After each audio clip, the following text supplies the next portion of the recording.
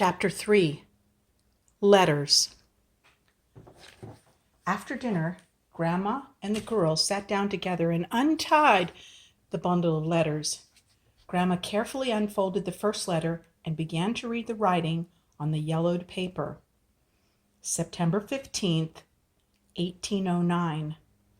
My dear Cousin Anna, I love the cool, crisp air in the mornings this time of year. The weather is cool and the trees are full of apples.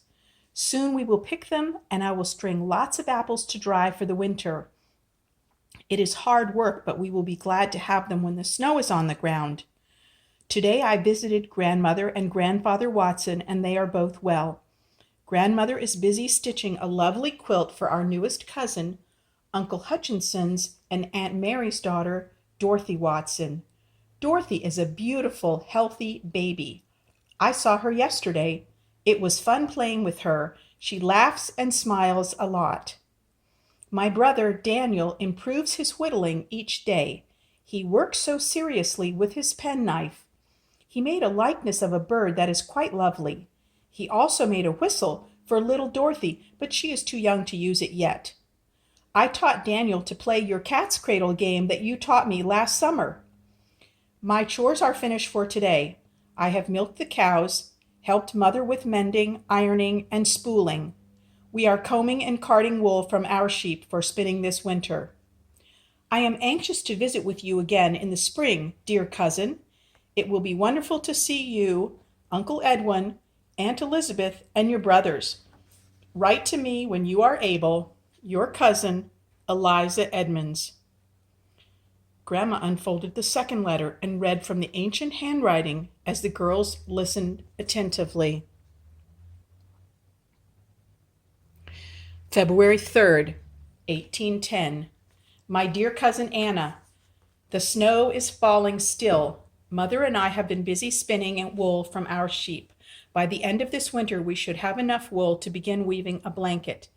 Daniel and I try to stay in the kitchen to keep warm. It is our job to keep wood piled on the fire dogs all day. The water in the bowl in my bedroom was frozen this morning because it was so cold, and ink freezes in our quills if we move them out of the kitchen. At night, I bury myself in my feather bed and pull the curtains closed tight. Otherwise, I feel I would surely freeze in my sleep. Tonight, Daniel is playing with his marbles, and I am sewing. I am sewing a baby with scraps from Mother's old dress. The baby is beautiful, and I named her Nellie. I hope you and your family are healthy. Grandmother and Grandfather Watson are doing well. I visited with them yesterday. Uncle Richard is staying with them for the winter to help with the chores. I look forward to spring. Your cousin, Eliza Edmonds. Megan was holding the rag doll in her arms while Grandma read the letters. Do you think this is Nellie? She asked with surprise as she looked at the old handmade doll. Well, I guess that's possible, but there's no way to really know that, Megan. But someone made that doll with loving hands. Kendall placed the second letter on the stack with the others. Thanks for helping us read these letters, Grandma. I wish I knew who these people were, she said. Reading these letters is like getting a little peek into their lives, but I want to know more about them. I wonder about their families and school and stuff like that. Life back then was quite different than it is today, Grandma said. Settlers worked very hard just to keep a roof over their heads and food on the table and clothes on their backs. They had to know how to make or grow nearly everything they needed, and they didn't have so many things that we have and use every day without even thinking about it, like electricity. Think about how many things in our house here run off electricity. Without electricity, simple jobs become much more difficult and take a very long time. Like doing laundry, for example. We can just gather up the dirty clothes and pop them into the washer, add some soap from the store, push a button, and we're done. Can you imagine if each piece of hand had to be washed and rinsed by hand? And they didn't have running water then either. All the water had to be brought up from a well or in from a stream and heated on a wood fire if you wanted warm. And the soap? They had to make that too. Making soap was a job that lasted all day, and children had to share in the responsibilities of the household. Everyone worked very hard, but they had fun back then too. Who are all those people in the letters? Asked Megan. Well, it seems like one cousin is writing to another cousin about their families. These letters are very old, from 1809 and 1810. One cousin's named Eliza Edmonds, and her cousin is Anna Matthews. See, here on the outside of the letter is her name, just like we write on an envelope. And she lived in Accomack, right here in this town. It's amazing that these letters have lasted all this time. And isn't the handwriting lovely? It was very important back then for children to learn to have beautiful writing. They practiced it a lot. Notice how the letters look different from the way you girls write now? That's why it's a little bit difficult for you to read her writing. Well, it's been a long day, and now it's time for bed. We can read the rest of the letters in the morning. You girls get a good night's sleep. This has been quite an exciting day. Love you, Grandma, said both girls as they kissed her good night. A short time later, Megan was sitting on her bed in her cozy little room, holding the rag doll. She wondered again if this was the doll from the letters. It was a very exciting thought. She jumped when she heard a sharp knock at the door, and before she could get up to open it, Kendall walked in and sat down beside her on the bed. You really like that doll, don't you? Kendall observed. Can you believe we get to be here for 2 whole months? Isn't this fun? Megan just nodded. I've been packed for weeks.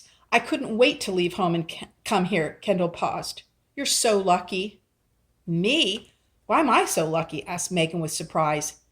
Because it's just you and your parents. Kendall hesitated before going on. I have 2 younger brothers, and I feel like their mother. I make their lunches in the morning before school, and I have to watch them every day after school. All they do is fight, and they're so noisy, and now my mom is teaching me to cook so I can make dinner on the nights that she gets home late, revealed Kendall slowly. Really? But what about your dad? Asked Megan with concern. He's not home much. He has a new job that's pretty far away, so he stays there during the week and just comes home on the weekends. And not every weekend. She paused. I think he and Mom are having problems, but they don't talk about it. Kendall, I'm so sorry. Yeah, it's been pretty rough this past year, so that's why I was so excited when Mom said Grandma and Grandpa had invited me for the summer. I thought I would be the only kid here, but this is nice having you here too. What about you? Weren't you excited when you found out you could come here for the whole summer? Well, actually, no. I wanted to be home and do stuff with my friends and do stuff with Mom and Dad. But you're with them all the time. Doesn't your mom work at home? That's what my mom told me. Oh, she's home, but she's always working, writing books, so she can't be disturbed. When she's in the middle of a book, Dad cooks dinner or he and I go out and get something. That must be nice to spend so much time with your dad. I haven't had dinner with just my dad since, well, never. Yeah, Dad's great, but he has work to do at night too, so I'm mostly by myself at home, and I have to spend a lot of time doing my homework. Megan looked down at the doll in her arms. Everyone knows my mom is a writer, so they expect me to do something special all the time, and I don't. I try, but my schoolwork is just okay. It's nothing great. I thought that this summer we would have time to do stuff together as a family because Mom said she's almost done with her book and Dad didn't have as much work to bring home. But then they both got busy and Mom thought I should come here, finished Megan quietly. Oh, that's too bad. Well, we don't have to think about that stuff right now, okay? So what do you like to do? Megan thought for a moment before answering. Well, I like to do puzzles, like jigsaw puzzles and games where you have to figure stuff out. My mom and I used to always do puzzles together. Once when she was stuck on a part in one of her books, she talked about it with me and I helped her figure out how to solve the problem. That was so much fun. Megan laughed just thinking about it. What about you? What do you like to do? Well, I don't have much time to do anything fun, but I do like to do sports, and I like to do art stuff like Grandma does. Oh, me too. I like to make things. I'm hoping that Grandma will teach us how to make some neat things.